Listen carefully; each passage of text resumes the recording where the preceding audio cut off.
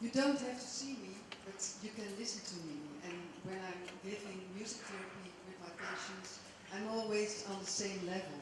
Also, now I'm on the same level with you. Hello, my name is Simone Brinkman. First of all, I'd like to tell you that English is not my first language. So please forgive me, I pronounce this the wrong way. I've been invited to tell you about my job as music therapist. And also I have brought someone with me whom I will introduce later. At the moment I work at the Rembrandthof in Hilversum, a my English. There it is.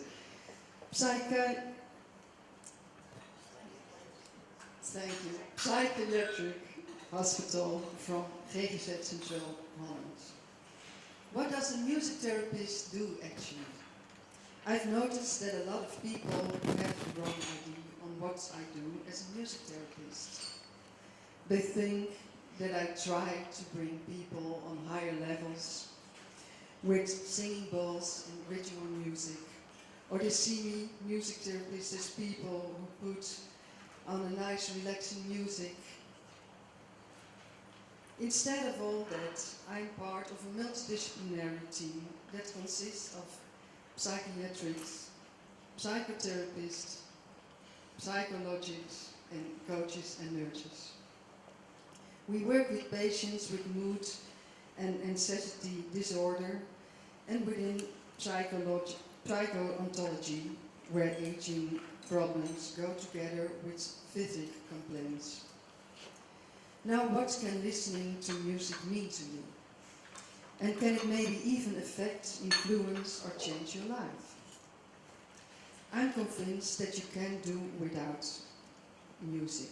Just like you can't live without food and water, without exercise, or without night rest. It's very important, I think. Every human being has some bond with music. It all starts in the womb of the mother, where the child is calmed by the sound of the beating of the mother heart. The power of music is endless, and above all unlimited. And the beautiful thing is that everyone has access to it, at every moment. I, as a music therapist, use music as a medicine, like a psychiatrist, there he is again, who prescribes drugs to his patients. Every patient requires an individual musical recipe. Music therapy is a journey for the right music at the right time, just like the lady before, the right skills at the right time. You can't block yourself from music. It always comes in and sometimes happens to you. Music is connected to emotion. You immediately find something beautiful or ugly. It has the ability to evoke memories and associations. It makes you feel good or bad. In other words, it's connected to your emotion. You might even get a physical reaction, goosebumps. Your foot start moving along. You might even start crying. But whatever happens, sometimes definitely comes out, and the depression is permitted. It would be easier for me to now tell you a story about a patient, and even better, a success story. But I think you there in the audience might like to hear my story, and maybe you could relate to that. I would like to show you what music can do, its power and what it meant to me in my life. Just like the feelings you get from the man who tells his story about the cancer.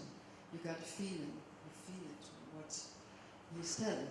So the music also in my story. I believe every single human being will come in contact with horrible things. And they will break you down and will get you out of balance. This can literally be anything. I have experienced that too. events in my life that were so heavy upon me that I was completely out of balance. I needed music to get me back on my feet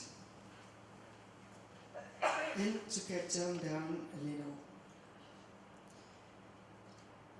15 years ago,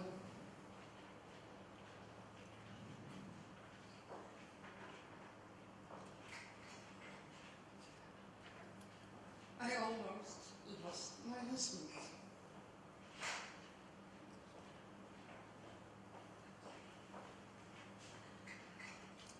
Due to a heart attack, and to make matters more worse, 4 months later, he fell in love with someone else. We decided to get divorced. I had to take care of my 2 children of 5 and 7 years old.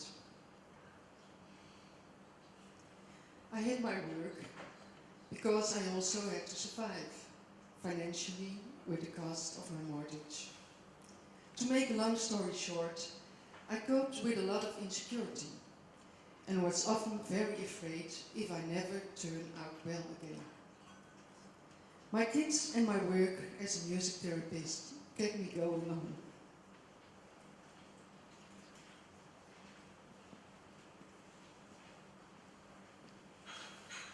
During that time, I was treating a woman in her 50s who was still mourning about the divorce she had years ago. During those sessions, I often thought, if only you knew, I'm in the middle of one right now. And so I feel it again. We both listened to the first violin concert by Max Bruch.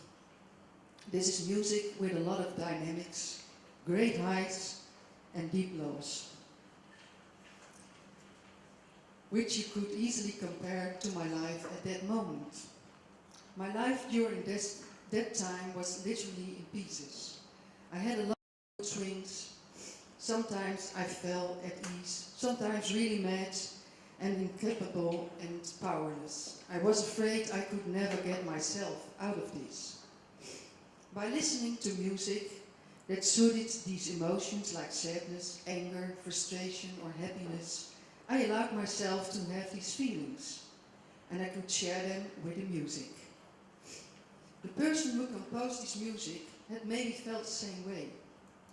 I felt understood, and that gave me consolation. I meant I wasn't alone in this. The choice of a piece is very important. This can make you change your mood. This means you are now in charge of your emotions. It teaches you to relative. You can be whoever you are at that moment, together with all of your feelings and emotions. Also, you learn to use music at the right moment and how it can work for you. I learned to take the time to listen to my own feelings and to deal with it. This gave me the strength to get through my divorce. Because of all these personal discoveries, I've experienced how music can help a person get through a certain situation of life-changing event. A music therapist, I was capable of looking for my own music that suited the time and place and above all the moods that I was in a way so that they would influence me in a positive way. Wherever this means crying, expressing anger or happiness, it gave me a better feeling about myself. By picking music especially fitted to the person in question and the situation, you can use it to gain strength and start seeing the situation from a different viewing point.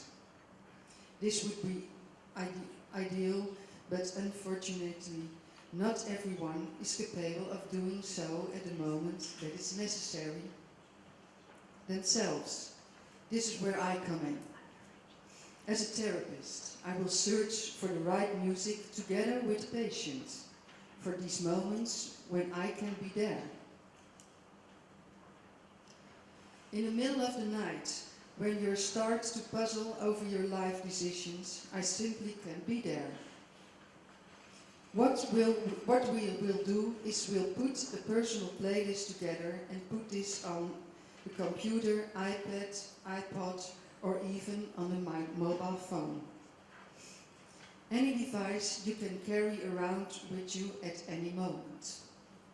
So after we've put that personal playlist together, you can reach out to it at every moment of the day. This turns your mobile device into a kind of portable therapist, as I like to call it. This is why I want everyone in the audience to go home with the thought in their heads that no one can do without music. It is a daily requirement, just like eating, sleeping and exercising. Whenever I start treating new people, I see people with an sensitive and trauma or depression that gets them stuck so bad they can't do anything anymore. They can't look at themselves, let alone listen to themselves. This is why I'm there to help them find their inner voice and see what's needed to get it out. Every human being will encounter a moment of physical or psychic decline. At that moment is music that can help you, even if it's on your deathbed or on your funeral, to help other people remember you and help themselves with their loss. Music is always helpful. I've been talking for a while now, and how much I can explain in words doesn't compare to explaining my case with actually music. This is why I decided to give a little gift today. I brought a dear friend, a great musician, Beek. He's a very talented and inspirational musician who is capable of touching people with his sound and music. Anyway, I want to thank you for listening to my story, and I hope you will all go home with a thought in your head. The power of music is endless and above all unlimited. And the beautiful thing is that everyone has access to it at every moment. I was Simone Brinkman. Thank you for listening. I hope you enjoyed some Beek.